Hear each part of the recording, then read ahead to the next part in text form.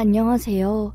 세상에는 좋은 사람, 나쁜 사람, 여러 사람이 종류가 있다고는 하지만 약한 사람을 생각했을 때는 치가 떨리고 그런 사람들 때문에 선하게 사람들이 피해보고 이런 상황이 안타까웠던 제가 아주 악마보다 더 독한 놈에게 시원하게 복수한 일이 생겨서 이렇게 사연을 작성하게 되었습니다. 저희 아버지에 관한 이야기예요.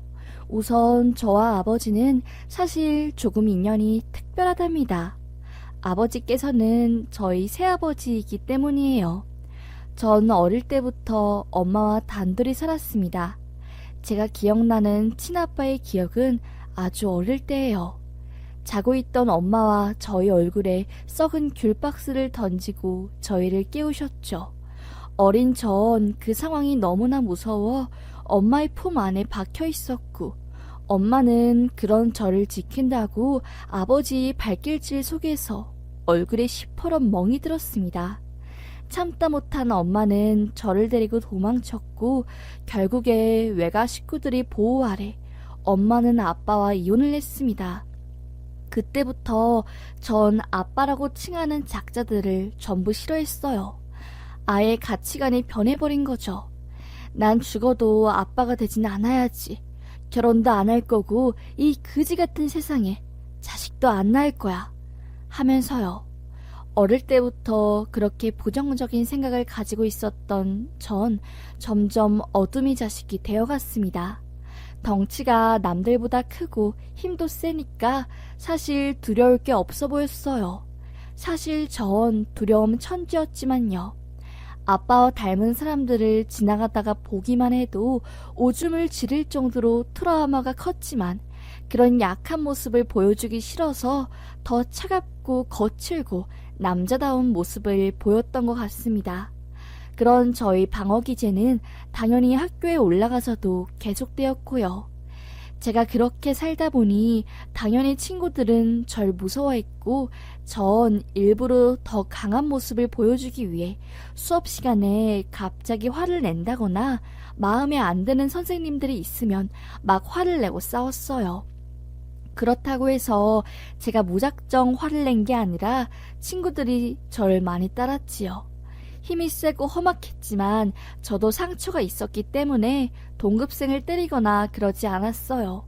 그저 오토바이를 타거나 학생 신분에 해서는 안 될 술이나 담배를 입에 대고 교복을 좀 다르게 입거나 이 정도였지요. 그런데 선생님들은 담배를 끊지도 않고 매일 수업 시간에 욕하면서 저에게 무어라 하는 게 마음에 안 들었습니다. 그래서 전 선생님부터 모범을 보이라고, 왜 친구들 때리지 말라고 하면서 선생님들은 빗자루로 저희 피멍들 때까지 때리냐며 말을 하니까 당연히 학주 선생님부터 교장 선생님까지 난리가 났죠. 엎드려 뻗치라고 소리쳤지만 중2인 제가 185가 넘고 몸무게 80에 운동도 열심히 해서 우락부락한데 다 늙은 선생님이 고함에 기가 죽을 리 없었습니다. 전 그때부터 문제아로 찍혔고 학생들 사이에서 큰 반항을 일으키며 거의 영웅 취급을 받았어요. 그럴수록 저는 더욱더 기고만장해졌지만 마음 한켠에는 불안감이 있었습니다. 이렇게 살아도 될까? 선생님들이 사실 내가 약하고 상처투성이인 걸 알면 어쩌지? 하고요. 그런 생각이 들면 들수록 삐뚤어지고 결국 엄마가 학교에 오셨어요.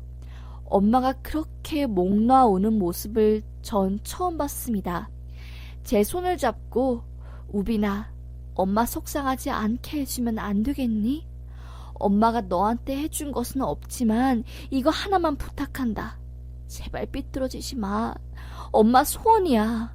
엄마 사는 게 힘든데 너까지 이러면 안 돼. 하면서 말씀하시는데 제 인생의 전부인 엄마가 그렇게 말하는데 저도 눈물이 나더군요.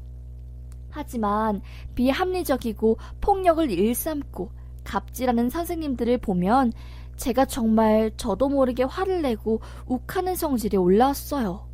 화를 안 내려고 했는데 자꾸 제가 그러고 저도 제가 힘들었습니다. 저는 결국 강제 전학을 가게 되었다가 학교에 도저히 적응하기 힘들어 대안학교를 다녔어요. 어머니의 가슴에 대못을 박은 셈이죠. 그때까지만 해도 제가 사춘기라 그냥 제어가 안 되었어요. 그때 어머니께서 식당 일을 하시고 계셨는데 몇 년간 만나고 계셨던 아저씨가 있었어요. 그 아저씨와 재혼을 하고 싶다고 제게 갑자기 선포를 한 겁니다. 아버지라는 존재를 끔찍이도 싫어하는 제가 엄마의 재혼 소식을 듣자마자 완전히 삐뚤어졌습니다. 왜 또 고생을 사서 하냐고, 아빠한테 그렇게 당하고도 남자들을 또 믿냐고 하면서요. 하지만 엄마도 저를 혼자 키우면서 많이 지친 상태였고 누군가에게 의존하고 싶었기에 재혼을 추진한 거죠. 전 마음의 준비도 안 된 채 그렇게 새아빠를 맞이하게 되었고 저의 반항심은 하늘을 찔렀습니다. 저조차도 제 자신이 감당이 안 되었으니까요. 하지만 새아빠는 그런 저를 포기하지 않았어요. 너가 우빈이구나. 아마 아직 내가 싫을 거야. 갑자기 너희 엄마의 남편이 나라는 게 감당하기도 힘들 거고 또 나도 들었거든. 너희 친아빠 이야기를. 난 절대로 너희 아빠 같은 그런 사람이 안 될 거다. 시간이 좀 걸리더라도 새아빠를 믿어줬으면 좋겠다. 하면서 제게 말했죠. 전 당신이 뭐라는데? 우리 집 이야기를 노네. 내 인생에 아빠라는 존재는 없어. 그러니까 내 인생 간섭하지 마. 하고 막말을 했습니다. 하지만 새아빠는 제가 생각한 것보다 훨씬 더 성숙한 어른이셨어요. 매일 저희 마음을 돌리기 위해서 편지를 쓰고 사랑으로 절 사람을 만들었으니까요. 반항하는 제 마음도 새아빠의 무한 사랑에 무너져 내릴 수밖에 없었고 참회하게 만들었지요. 고등학교 1학년 들어가는 순간 제가 오토바이 사고를 크게 내서 학교 정문이 부서진 사건이 있었어요.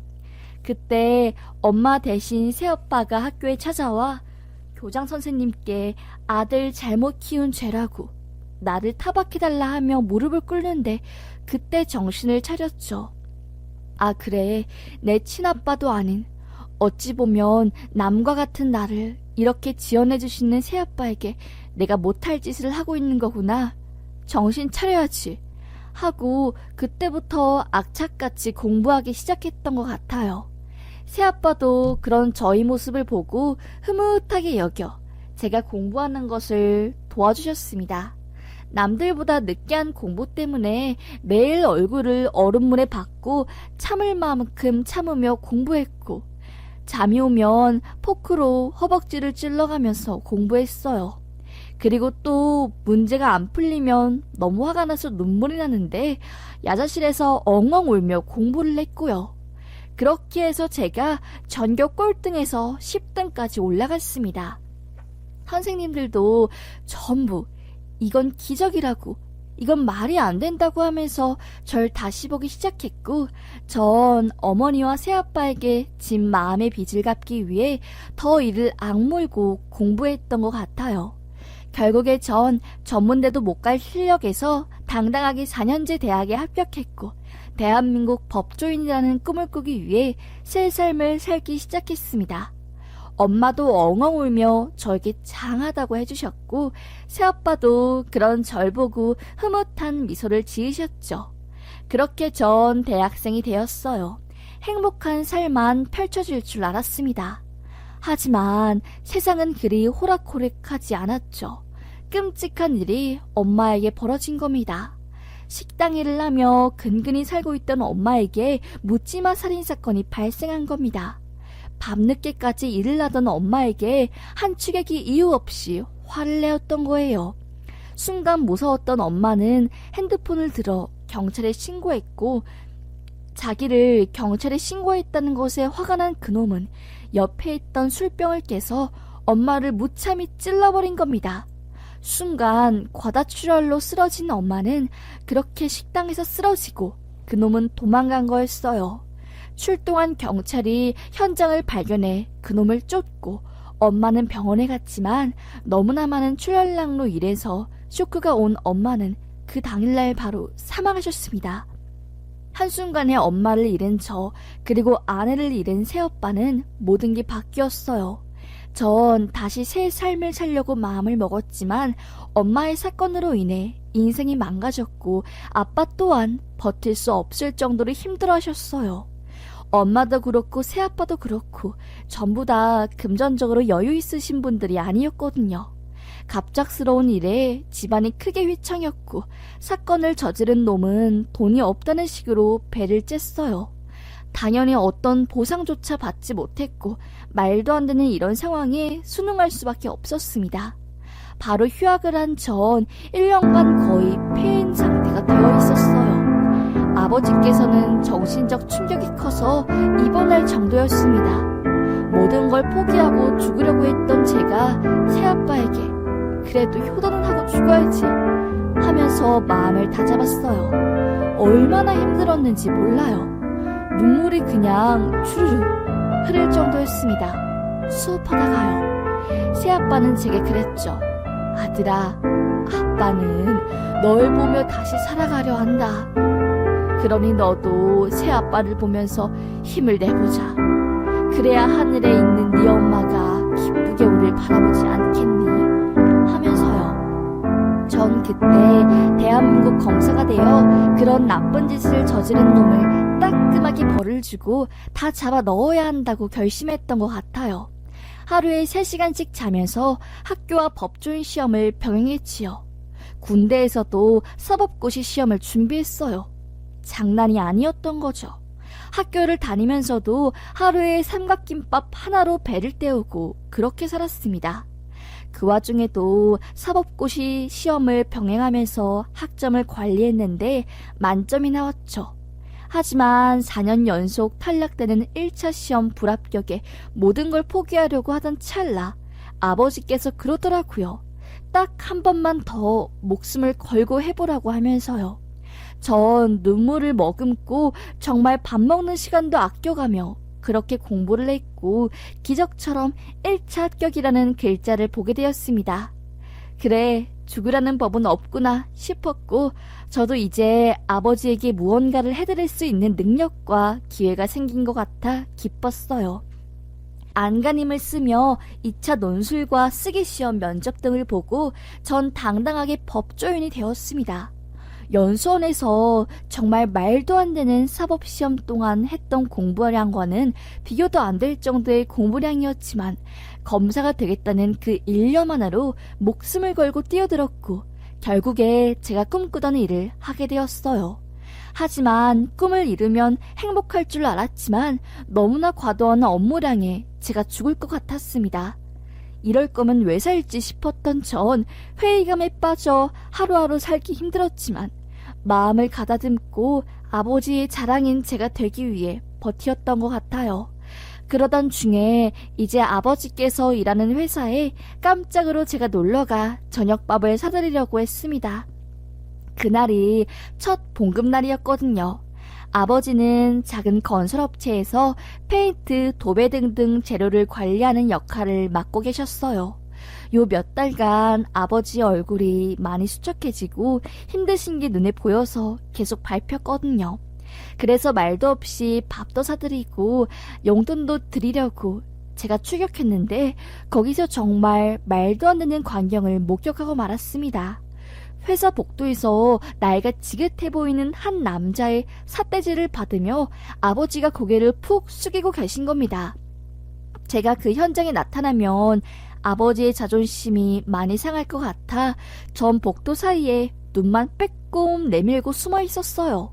그런데 그 남자의 갑질이 너무너무 심한 겁니다. 이럴 거면 나가 죽어 이 새끼야. 네 같은 것들이 한 달에 버는 돈 난 1시간이면 벌어. 너는 왜 그렇게 사는 거냐? 야, 얼마 주면 되냐? 한 100만 원이면 샌드백으로 때려도 되는 거지? 라고 하면서요.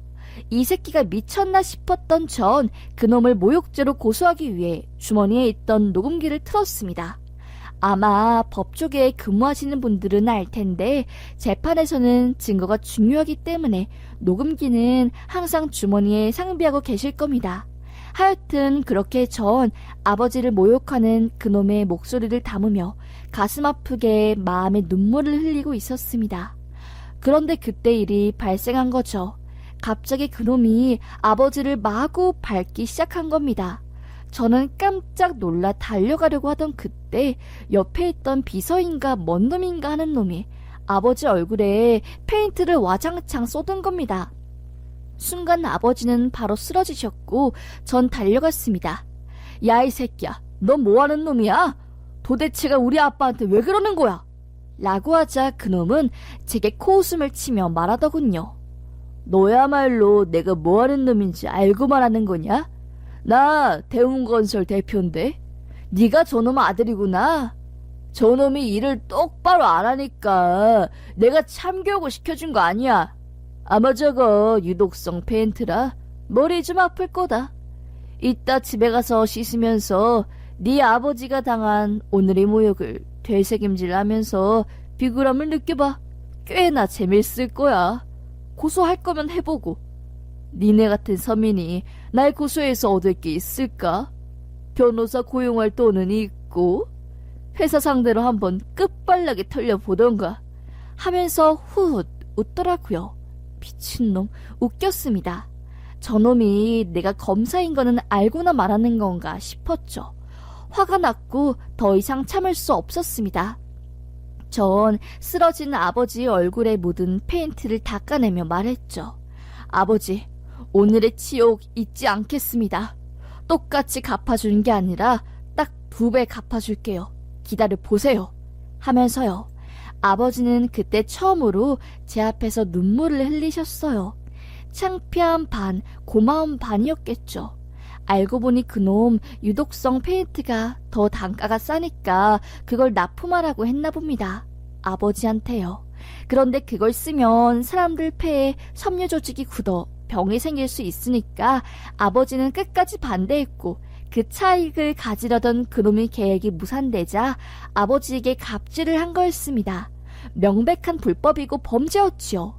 전 그놈을 폭력뿐만 아니라 제가 할 수 있는 법조 지식을 총동원해서 가장 강한 형을 받을 수 있는 죄목으로 고소를 했어요. 그런데 제가 검사여도 그 사건에 배당되는 게 아니기 때문에 모욕죄 관련된 것으로 기소가 아예 안 되었고 페인을 쏟은 그 사람도 그놈이 아니라 그놈이 비서에게 시킨 것이기 때문에 그놈은 버꾸라지처럼 쏙쏙 피해갔습니다. 역시 돈 없고 백 없는 놈은 개천에서 용나도 할 수 있는 게 없는 건가 싶었습니다. 눈물이 줄줄 났지요. 그놈은 기세 등등해졌고요. 하지만 하늘은 절 버리지 않았죠. 대웅건설 회장이 비리 관련 사건이 저에게 배당되었고 그 사건의 주인공이 아버지에게 갑질을 한 그 쓰레기놈이었던 겁니다. 윗선에서 백을 쓴 건지 저에게 이 사건에서 발을 빼라고 했지만 전 물러서지 않았어요. 인사에서 불이익을 받을지언정 전 밤을 새서 이 사건을 파고들었죠. 파고드니 장난이 아니었습니다. 자금을 해외에 불법으로 송금한 것도 있었고 차명계좌에서부터 시작해 건설 관련 청부폭력을 행사한 것, 이 모든 것은 시작에 불과했지요. 정말 어마어마한 사건이 고구마 뿌리처럼 주렁주렁 매달려 있었던 겁니다. 드디어 저에게 복수할 기회가 온 거였죠. 아주 끈질기게 그놈을 구속할 수 있는 한 방을 준비했고 결국 구속영장이 떨어져 그놈이 체포되었습니다. 아무리 돈으로 지 잘못을 가리려고 해도 저에게는 해당이 안 되었지요. 전 돈이고 명예고 다 필요 없고 그놈 자식 감옥에 넣는 게 문제였으니까요. 재판장에서 절 본 그놈은 소리쳤습니다. 내가 아주 호랑이 새끼 밟을 밟았네. 아이고 미쳤네. 너가 검사였어. 아니 그런데 네 아버지는 왜 그런 핫바리 일을 하고 있어? 자식이 검사인데 내가 미치겠네 정말. 아우 배야. 하면서 말했고 전 입꼬리를 한쪽 올린 채 그놈에게 경고를 했습니다. 당신이 우리 아버지 무시하고 집 밟는 것보다 딱 2배로 복수해줄게. 감옥에 가서 아주 질 낮은 더러운 놈들이랑 함께 지내 네 자신을 성찰하길 바래. 하면서요. 그렇게 그놈에 대한 재판이 시작되었고 전 웃으며 그놈에게 징역 19년을 구형했어요. 저희 화끈한 구형에 그놈은 소리를 질렀고 재판장은 그놈에게 소란스럽다는 이유로 경고를 주고 판이 완전히 저에게 유리하게 돌아간 겁니다. 결국 1심에서 그놈은 징역 15년을 선고받았어요. 사실 이거는 아주 약한 거였습니다. 그놈이 경제사범이 아니라 청부폭력과 살인 관련으로 연루되어 있기 때문이었죠. 대표가 구속되고 사건이 터지니 바로 그놈의 회사 주가는 폭락하기 시작했고 거래처도 나가 떨어졌지요. 그놈이 멸망하는 과정을 처음부터 끝까지 바라본 저로서는 가히 웃음을 안 짓고는 버틸 수 없을 정도로 통쾌하였습니다. 아버지는 너무나 좋아하셨고 또 저에게 감사했죠. 그렇게 그놈은 1심에서 징역형을 받았고 항소를 했지만 2심에서 형이 달라지는 것은 없었어요. 오히려 그놈이 고집을 피우고 변호사 말을 안 따르며 반성을 안 하는 모습을 보여주니 괘씸죄만 추가될 뿐이었지요. 그렇게 그놈은 피눈물을 흘리며 결국 감옥에 끌려가게 되었습니다. 아버지는 제게 말했어요. 내가 아들 하나는 참 잘 두었어. 사실 이 애비가 아들을 지켜줘야 하는데 내가 일이 못나서 너에게 짐만 지어주는구나. 그래도 정말 널 포기하지 않고 끝까지 책임진 보람이 이제야 있어.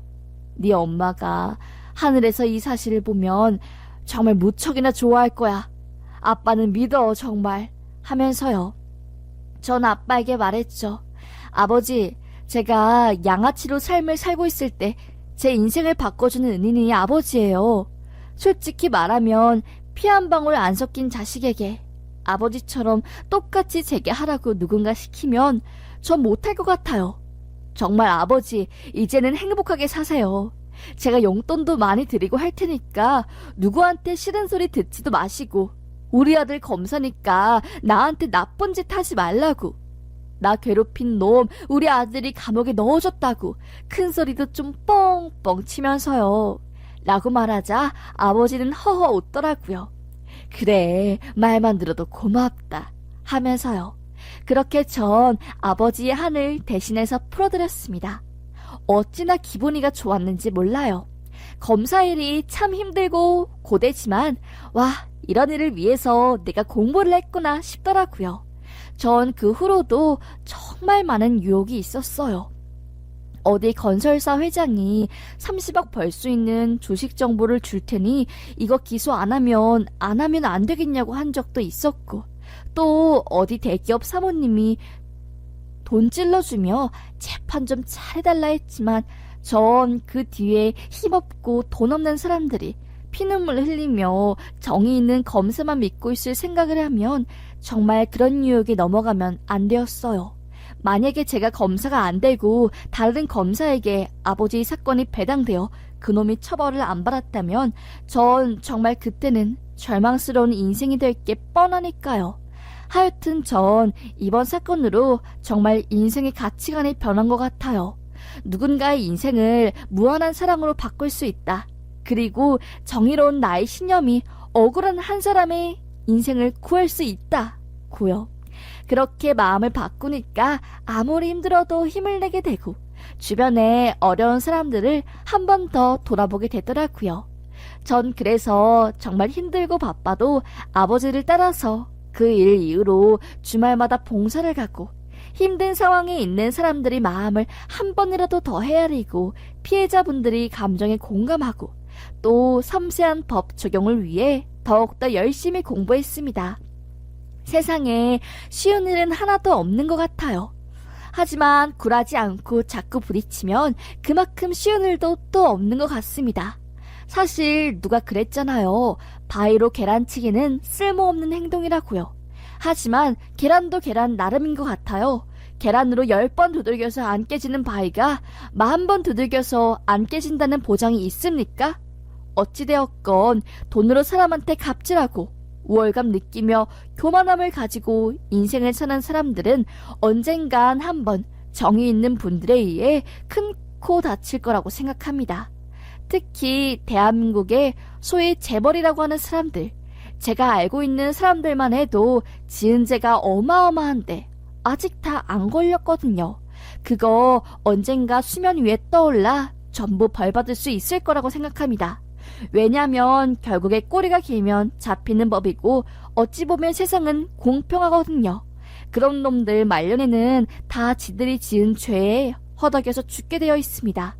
어찌되었건 저희 아버지도 정말 억울해서 잠 못 드는 인생을 사실 뻔하다가 기적적으로 이렇게 그놈이 벌을 받을 수 있게 되었네요. 전 앞으로도 이런 정의감 있는 일을 많이 하기 위해 노력 중입니다. 그리고 다른 법조인분들이 또 유혹의 구렁텅이 넘어가지 않고 정의감 있게 하기 위해 검사팀 독서 동아리도 운영하고 있어요. 사실은 제가 말하기도 좀 그렇지만 대한민국 검찰, 검사들 많이 썩었습니다. 고인물입니다. 위에서 하라는 말에 복종하고 철저하게 수직적인 조직이기 때문이에요. 하지만 지금 이런 상황을 뒤엎으려고 하는 노력이 많이 일어나기 때문에 언젠간 이러한 판도가 바뀔 거라고 생각하고 전 지금도 계란으로 바위치기 이거 한 10,000번 할 생각으로 세상에 다가가고 있습니다. 물로 바위를 뚫을 수 있잖아요. 계란으로 바위를 깰 수 있잖아요.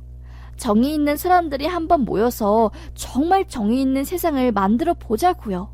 저도 그렇게 살기 위해 오늘도 노력하겠습니다. 어젯밤에 배당받은 사건 해결하고 지하철 타고 집 가는 중에 센치한 마음으로 이렇게 메모장에 끄적인 글을 보내봅니다. 급하게 지하철에서 쓴 내용이라 많이 서툴고 이상한 부분도 있겠지만 제 진심을 잘 알아주셨으면 좋겠습니다. 오늘도 열심히 사신 여러분들 정말 수고하셨고 행복하세요. 그리고 그 누구보다 정직하게 땀 흘려서 일하고 열심히 산 당신이 대한민국의 자랑입니다. 감사합니다.